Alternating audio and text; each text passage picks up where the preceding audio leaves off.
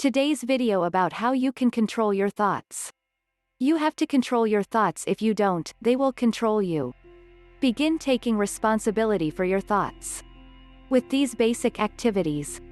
Basically, a musing is a thought or assessment delivered by intuition or happening out of nowhere in the brain.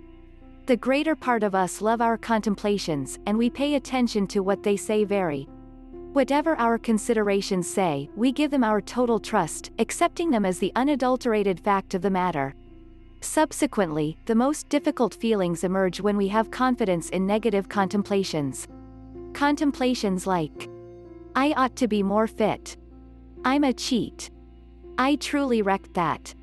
I won't ever take care of business. They are overlooking me. I'm so heartbreaking. They believe I'm dumb. This is excessively hard, I should surrender. This will be a horrendous day. It continues endlessly. Yet the issue here is we didn't learn early enough that we are not our musings. So what are we, at that point? We are the eyewitnesses, the ones who are in charge. Controlling our considerations is our duty. This is significant on the grounds that a large portion of us don't control the considerations that come into our brains the entire day and consistently. All things being equal, the vast majority of us are impacted and controlled by them. When arriving at this state, contemplations become redundant. We begin overthinking.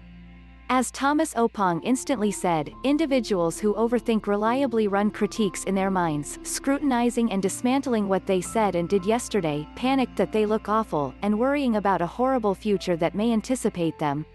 Something contrary to being the survivor of your contemplations is being the eyewitness.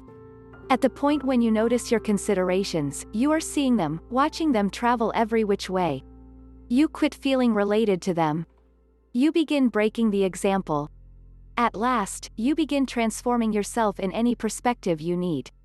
Notice your musings. Try not to trust them. Eckhart Tolle. What's the significance here to be the onlooker of my contemplations? How about we do this basic exercise? Clear your head briefly. Presently, permit the following items to show up in your psyche, and afterward let them go.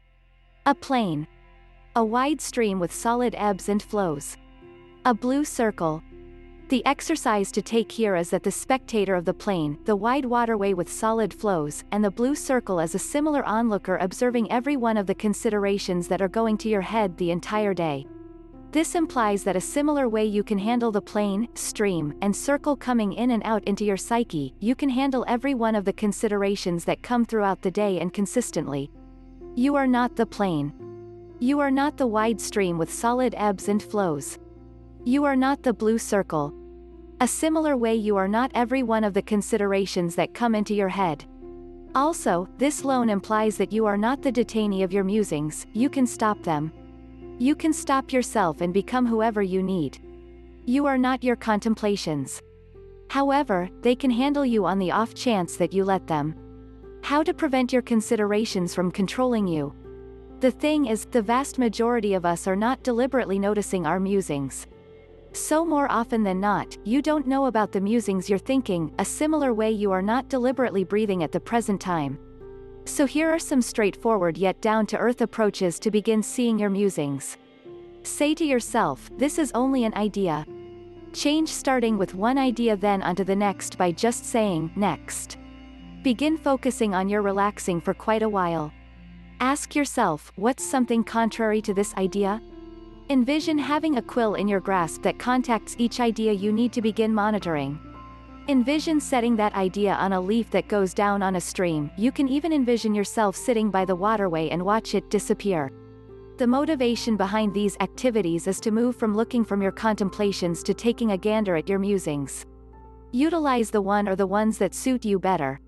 There is no limit to this training, so don't think you need to achieve something with it. It's an interaction, and it will require some investment.